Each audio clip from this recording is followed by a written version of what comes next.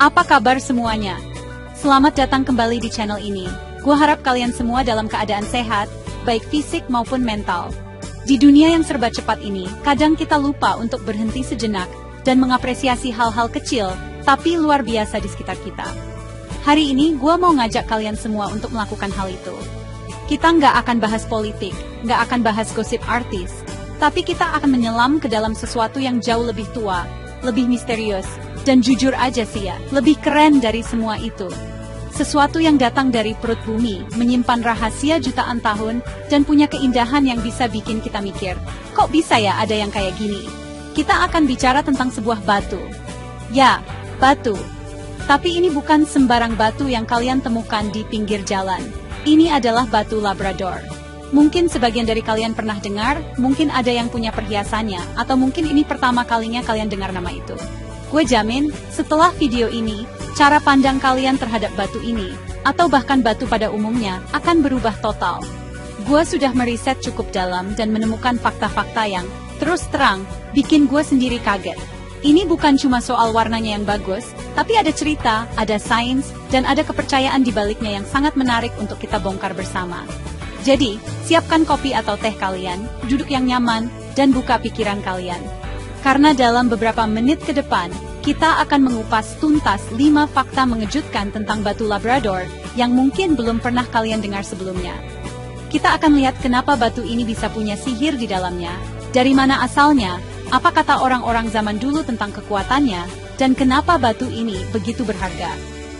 Ini bukan cuma video tentang batu permata, ini adalah video tentang keajaiban alam yang sering kita lewatkan. So, stay tuned. This is going to be interesting. Oke, kita mulai dari yang paling kelihatan, yang paling bikin orang jatuh cinta pada pandangan pertama sama batu ini. Namanya adalah Labrador Essence. Keren kan namanya? Kedengarannya kayak mantra sihir. Dan sejujurnya, efeknya memang mirip sihir.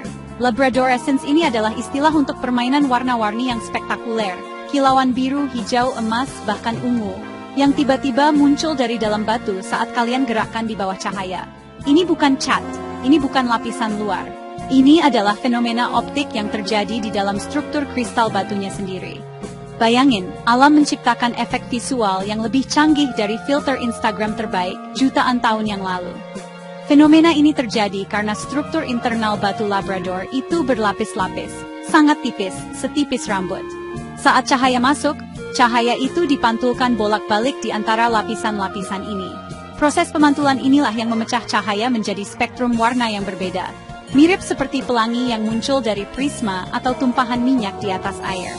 Jadi, setiap kali kalian melihat kilauan warna itu, kalian sebenarnya sedang menyaksikan sebuah tarian fisika yang rumit di tingkat mikroskopis. Inilah yang membuat setiap batu Labrador itu unik. Gak ada dua batu yang punya pola kilauan yang sama persis. Ini bukan sekadar batu, ini adalah kanvas pribadi milik alam.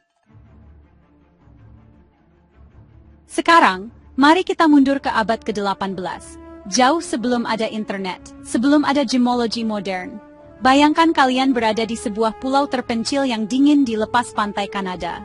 Namanya Pulau Powell, di wilayah yang kita kenal sekarang sebagai Labrador.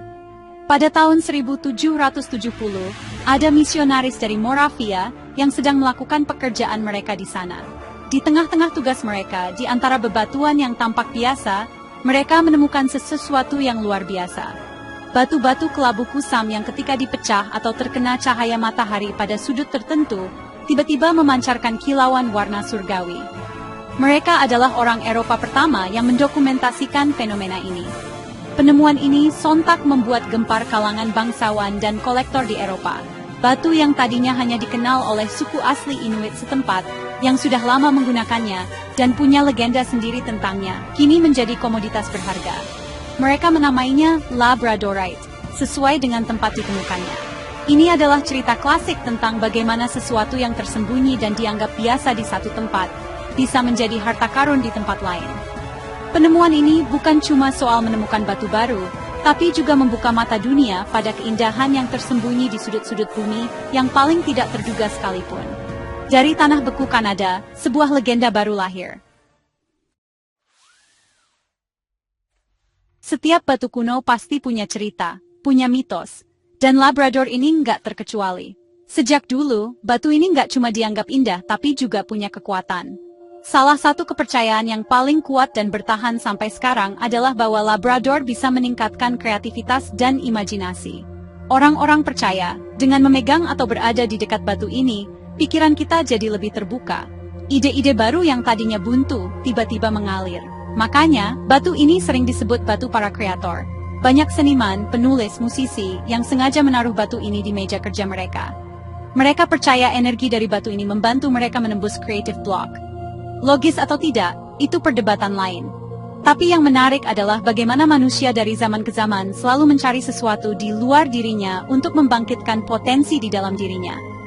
Selain kreativitas, Labrador juga dipercaya sebagai batu transformasi. Batu yang membantu seseorang melewati perubahan besar dalam hidup dengan kekuatan dan ketekunan. Ada juga yang percaya batu ini bisa melindungi aura kita dari energi negatif. Suku Inuit punya legenda bahwa cahaya utara atau aurora borealis pernah terperangkap di dalam bebatuan di sepanjang pantai Labrador, dan seorang pejuang berhasil melepaskannya dengan tombaknya, tapi sebagian cahaya tetap terperangkap di dalam batu. Itulah kenapa batu ini berkilau. Keren kan? Oke, kita udah bahas sainsnya, sejarahnya, mitosnya. Sekarang, di mana kita bisa lihat batu ini di kehidupan nyata? Jawabannya, di mana-mana kalau kalian jeli. Penggunaan paling umum tentu saja adalah sebagai perhiasan. Karena keunikan warnanya, setiap perhiasan Labrador itu jadi statement piece. Cincin, kalung, anting-anting, kilauannya yang misterius itu selalu berhasil menarik perhatian. Desainer perhiasan suka banget sama batu ini karena tantangannya. Mereka harus memotong dan memoles batu dengan sudut yang sangat presisi untuk bisa mengeluarkan Labrador essence terbaiknya. Ini bukan sekadar memasang batu, ini adalah seni. Tapi jangan salah, penggunaannya nggak berhenti di perhiasan. Karena keindahannya, Labrador juga gak merambah ke dunia dekorasi interior dan arsitektur. Bayangkan punya meja dapur atau countertop yang terbuat dari lempengan besar Labrador. Saat lampu dapur menyala, seluruh permukaan meja itu berkilauan dengan warna biru dan emas. Mewah banget.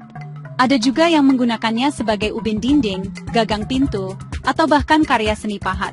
Harganya memang gak murah, tapi efek visual yang didapat itu sepadan. Ini menunjukkan bagaimana sebuah material dari alam bisa diangkat derajatnya dari sekadar batu menjadi simbol kemewahan dan selera seni yang tinggi. Meskipun namanya La Labradorite dan pertama kali ditemukan di Labrador, Kanada, bukan berarti batu ini cuma ada di sana. Ternyata alam menyebar harta karun ini di beberapa tempat lain di dunia. Ini menarik, karena setiap lokasi menghasilkan Labrador dengan karakteristik yang sedikit berbeda. Salah satu yang paling terkenal selain Kanada adalah Finlandia. Di sana ada varietas Labrador yang sangat istimewa yang disebut Spectrolite. Kenapa istimewa? Karena Spectrolite ini menampilkan spektrum warna yang jauh lebih lengkap dan intens dibandingkan Labrador biasa. Warnanya bisa mencakup seluruh warna pelangi, dari merah, oranye, hingga ungu tua. Kualitasnya dianggap yang terbaik di dunia. Selain Finlandia, Madagaskar juga menjadi salah satu produsen utama Labrador berkualitas tinggi saat ini. Banyak batu-batu dengan kilauan biru elektrik yang sangat kuat datang dari pulau ini. Kemudian ada juga Rusia, Norwegia, dan bahkan beberapa lokasi di Amerika Serikat. Setiap deposit memiliki sidik jari geologisnya sendiri, yang mempengaruhi warna dan intensitas kilauannya. Jadi, seorang kolektor atau ahli gemologi yang berpengalaman seringkali bisa menebak dari mana asal sebuah batu Labrador hanya dengan melihat kualitas warnanya. Ini membuktikan bahwa meskipun namanya sama, setiap batu punya cerita dan asal-usulnya sendiri yang unik, tergantung di belahan bumi mana ia terbentuk. Jadi, itulah 5 fakta tentang batu Labrador. Dari sebuah fenomena fisika yang kompleks di dalam strukturnya, sejarah penemuannya yang tak terduga di tanah beku Kanada, mitos-mitos kuno yang menyelimutinya, hingga penggunaannya yang luas dalam kehidupan modern. Ternyata, di balik sebuah batu yang mungkin sering kita lihat di toko perhiasan, tersimpan cerita yang begitu kaya. Ini mengingatkan gue, dan semoga kalian juga, bahwa keindahan dan keajaiban itu seringkali tersembunyi di tempat yang tidak kita duga.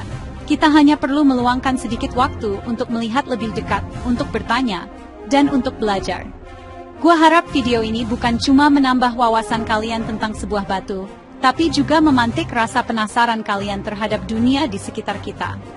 Ada begitu banyak hal luar biasa yang menunggu untuk ditemukan. Kalau kalian suka dengan konten yang membongkar fakta-fakta unik seperti ini, yang membuat kita berpikir dan melihat dunia dengan cara yang sedikit berbeda, jangan ragu untuk menunjukkan dukungan kalian. Klik tombol like, tinggalkan komentar di bawah.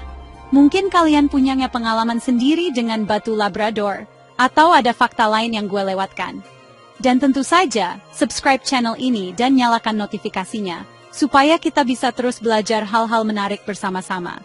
Akhir kata, gue mau ucapkan terima kasih banyak buat kalian semua yang sudah meluangkan waktu untuk nonton sampai akhir.